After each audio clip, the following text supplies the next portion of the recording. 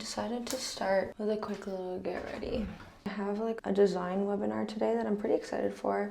After that, I have to work on the rituals. It's just like a skincare idea. Yesterday, I had a lot of fun just like creating the logos for it. I just want to add the colors. So last week I really felt the result of the build-up of creative isolation. Being a remote worker in a company and working from home is truly so different.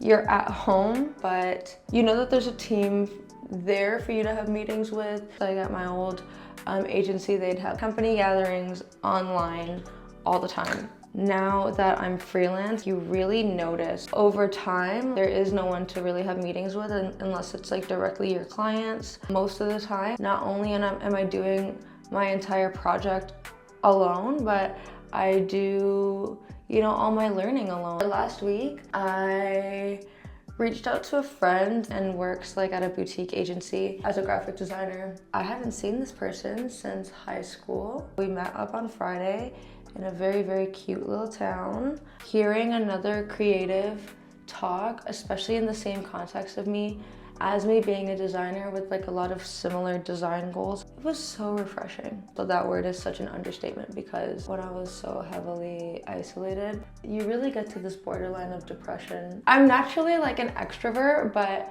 I think over the years from working remotely and like doing college remotely, I have very much become an introvert. Very much a homebody. Is this growing up? Is this what late 20s are about? So it was really nice to see Chris. He invited me to this event called Design Talk, which is next week. So I'm really excited to check that out with him. Like when he greeted me, he had a really awesome typography forward magazine for me. Just was such a pleasant surprise. Yes, I've been doing freelance graphic design for over 3 years, but I more so feel very disconnected from the actual graphic design community. Toronto has a great creative environment. I should really try to put myself out there and connect with creatives more often. So this is my attempt. This is my effort into making that happen. I'm excited, I'm a little nervous. Because of that isolation and lack of community, in my experience, I kind of trip myself up easily. But I think that's a collective experience, right? Do I need to do anything to my hair? Do I? A moment for the side bangs, because I don't really let my bangs fall to the side like this. I usually do like a middle part, so that's cute. Yeah, that feels right. So I'm ready for the day at least. I want to add my color palette onto the logo variation. So let's hop in the office and do that. I wanted to go ahead and show you the logo suite first. I like to design my logos in black because I am able to see its legibility in the little details and see how it scales up and down. This is the primary logo. These are kind of like the emblems, the submarks, the icons. Some of them can be used more like badges, like stickers, or as decorative icons throughout packaging and the branding as well. So this is the same as the submarks I've shown you, just these ones have a circular container around them. And then these are just another variation of it. This is just the text mark. There's no ornamental aspects. Here's the text, but with like the icon embellishments that were included in the primary logo. I wanted to have this version where the star line up the way it does in the submark here, almost like a high heel, like a stiletto almost here. And then these are just kind of horizontal versions. This one as well. And this one as well. I already picked out a color palette. It is right here. So I'm just pretty much building out my easily accessible like swatch. Just drag them in the order that I want them to show up for me. I had already laid out the template. Yeah, I need to like stem to be locked in. And like, I'd say that me talking right now is so different than like my verbal diarrhea when I'm actually working, because like the verbal diarrhea is not really directed, whereas right now I feel like trying to talk and work is not very natural to me quite yet. So yeah, that's what I mean. The more used to it that I get, the more unhinged I feel like this relationship between us will get. So let me just go ahead and quickly show you a preview of everything.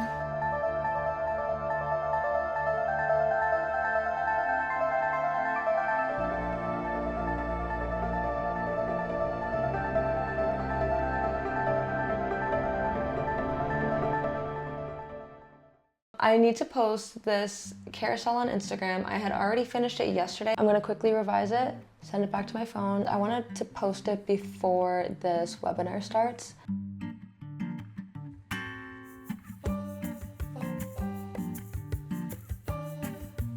I have less than 15 minutes until the webinar starts. Yeah, I just want to prep and make a coffee. So let's start with the collagen. I think this one's a little bit stronger, but it's okay.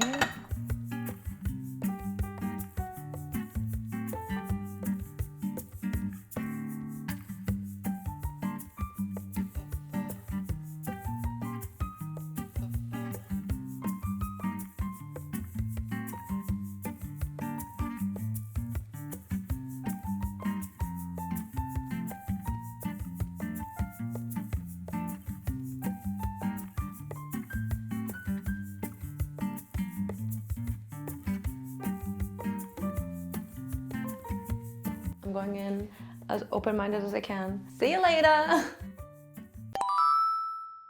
This always happens to me in a virtual space. I ended up being like the guinea pig, so anytime that she wanted a participant to be like the one to exemplify what we're working on, that I was always the person picked.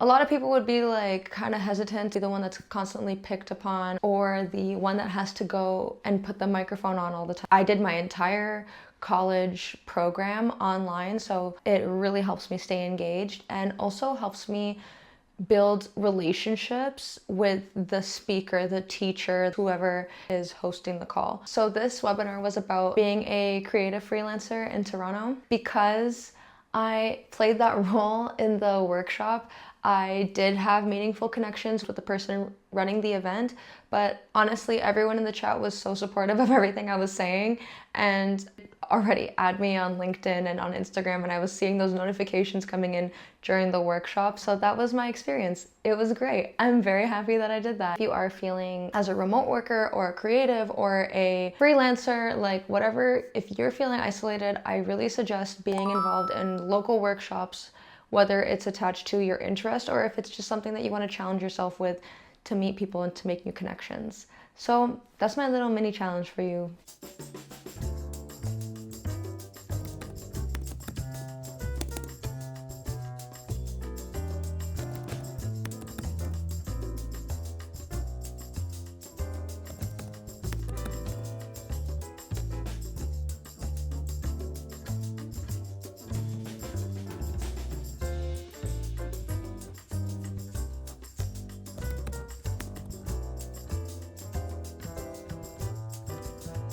We just passed by the mall afterwards. I finished the visual identity side of the rituals project. I decided that some of the skincare stuff that I got, since they come in boxes, I might as well deconstruct those boxes and use them as like Dieline templates, just to kind of make it a little easier for myself.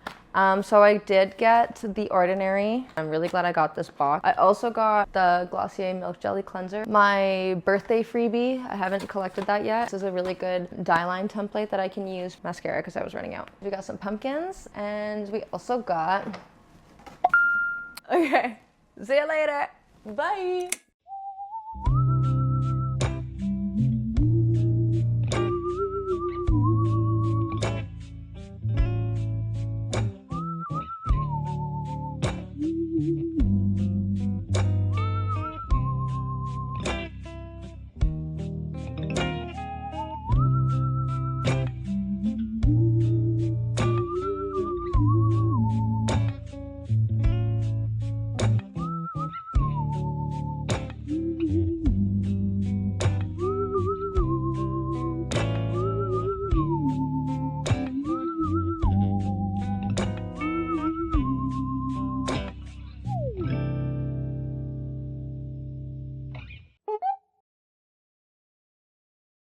Like the clouds I watch from my windows, another Monday rolls in. Before my weekly planner is updated, emails checked and sent, it is imperative that my workspace is neat and tidy. If not, my thoughts cannot be. Working from home, this is a chance to have a commute moment when my headspace can tune into work mode. After planning the week, I'm ready to dissect these Dielines.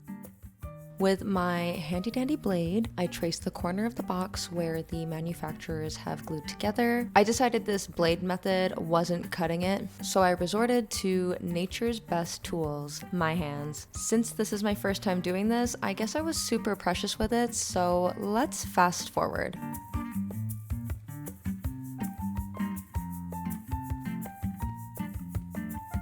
Once pried open, laying it flat was easy for tracing the outline onto paper.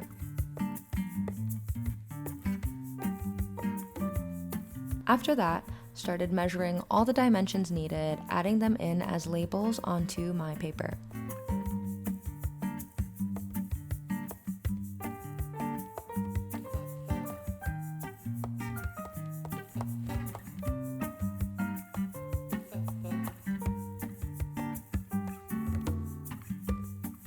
When it was time to recreate it from scratch on Illustrator, all the measurements I needed were readily available for reference on my paper. Considering this isn't an overall complex die line, this part of the process was beginner-friendly, surprisingly fun, and oddly satisfying. This technique used to get the fold tabs precise, I did by following a YouTube tutorial, which you can also use. That link is in the bio.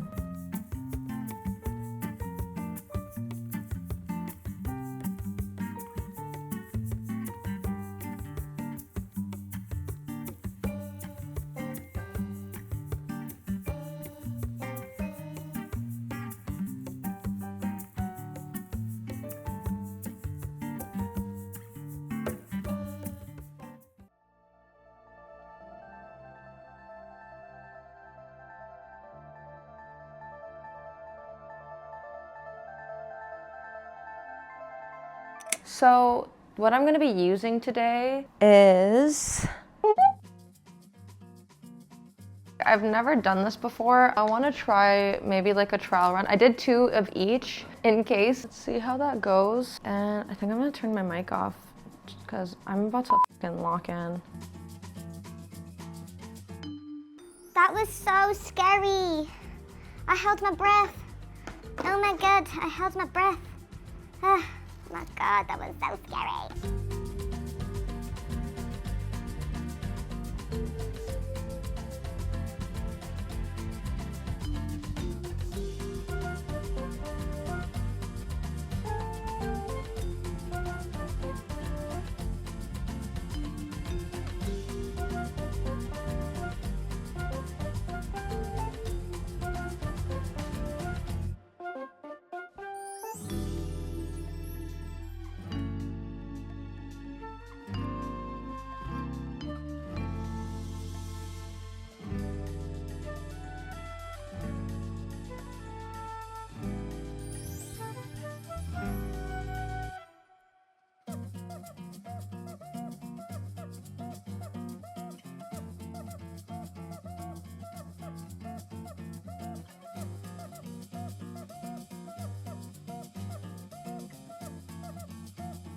For my first packaging project on a tight deadline, I'm really happy with the logo and its variations.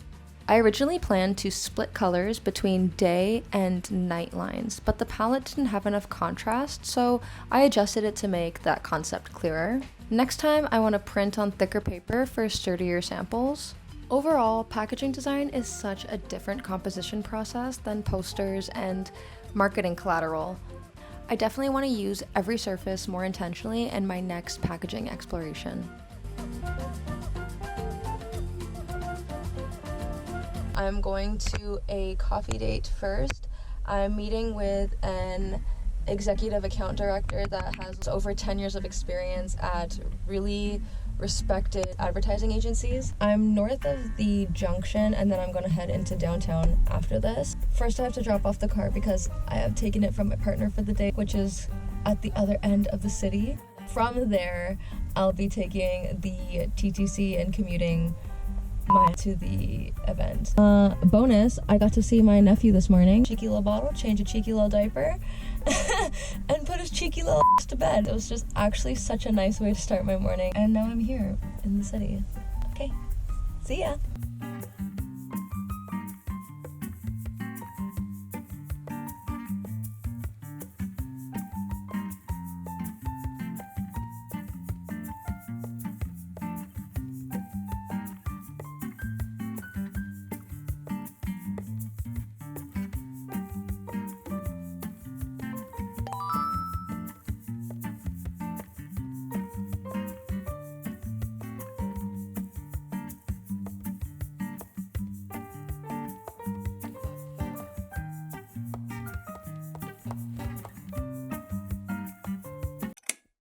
That was exactly what I needed. This person that I met with is so happy to be a resource to people who are juniors like me, because I have been in a agency and had that experience under my belt, which I'm so grateful for. It does make me insightful. This was such a good reminder to not navigate these kind of experiences from an egotistical place, even though it does take a certain ego to show up. It takes a certain ego to be confident. It takes a certain ego to be knowledgeable, to be insightful.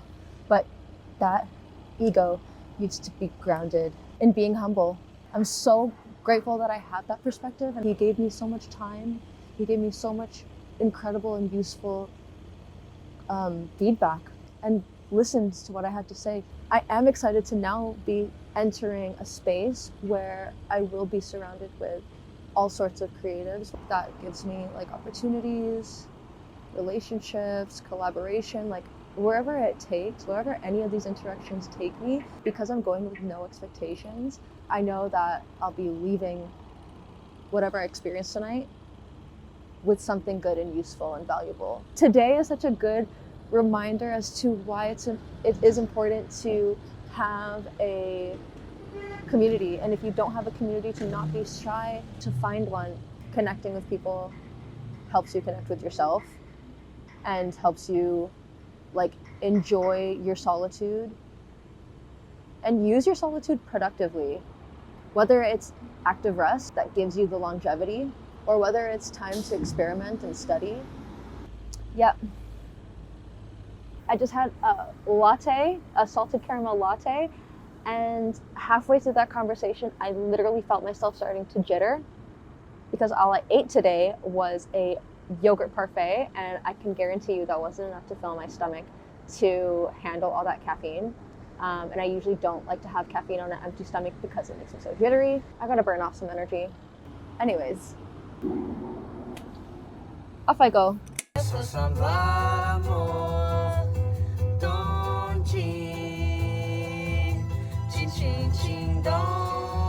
Although mall stops are not always necessary, coffee definitely is in my household.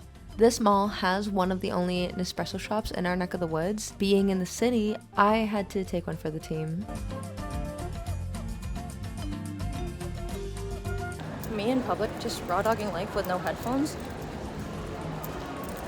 Am I the bravest girl in the world right now? Am I the most overstimulated girl right now?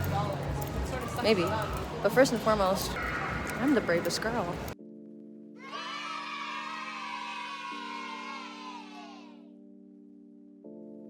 I always see a commute as a useful time to buffer, to process what I'm just coming from, prepare mentally for where I'm going, or embrace presence. A huge part of this, especially in the context of a day like this, is I get to sonder. I am often remote and spend a lot of time fully alone. Being in the city with moments of realized sonder where I'm not just in a crowd of people and bodies, I'm surrounded by individual lives, individual souls. Honestly, it can be overwhelming in the moment. It can kind of be a psychedelic experience, which can sometimes be uncomfortable. And I think that my ability to romanticize my situations, it really helps me be appreciative of where I'm at, see the beauty of my physical environment, and notice like little details that I would usually skim over if I was in such a rush. One thing that I really learned with my coffee date was it's really important in the industry to not take criticism personally. But one thing that was emphasized at the networking event was that sometimes creative directors look for passion, and passion means a lot of the time being emotional and having sometimes emotional reactions to feedback, especially when the feedback is about your work that took vulnerability to make. When you're in a work environment, when you're in a learning environment, it is important to go in with the open mind of being a student. Whether you're a senior or a junior, it's important to go in with an open mind to receive feedback that's constructive, that is in the best interest of the objective, of the deliverable, of the client. At the same time, it's important to advocate for your passion through your work and like give yourself the grace of understanding that like a creative role requires vulnerability.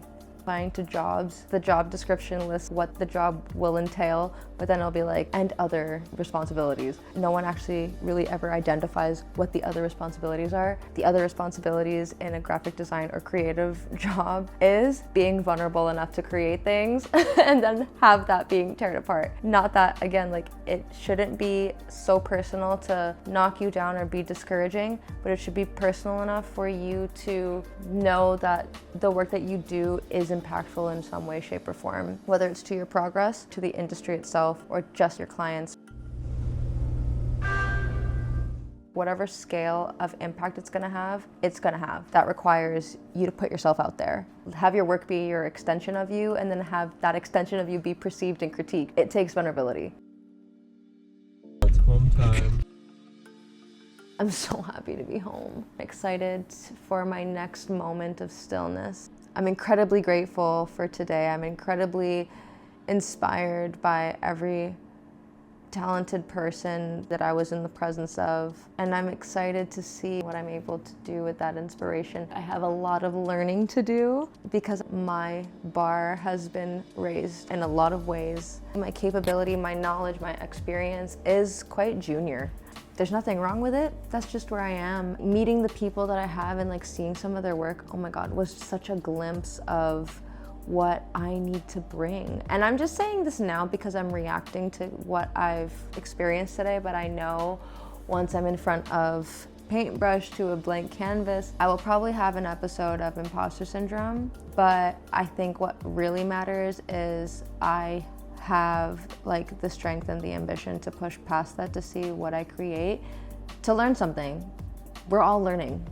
We're all students of life. If you accept the perspective of being a student of life, you're always going to be opening doors to learn valuable things and welcome new, like impactful relationships in your life. Let's see where this takes me. I hope that my vulnerability is encouraging you to embrace your own journey. Thank you so much for joining me this week. If you made it through the entire video, I really appreciate your time in watching it. I hope you enjoyed. Like and comment and subscribe if you haven't already. I appreciate you being around, and I can't wait to see you in the next video. Happy creating, friends. Bye.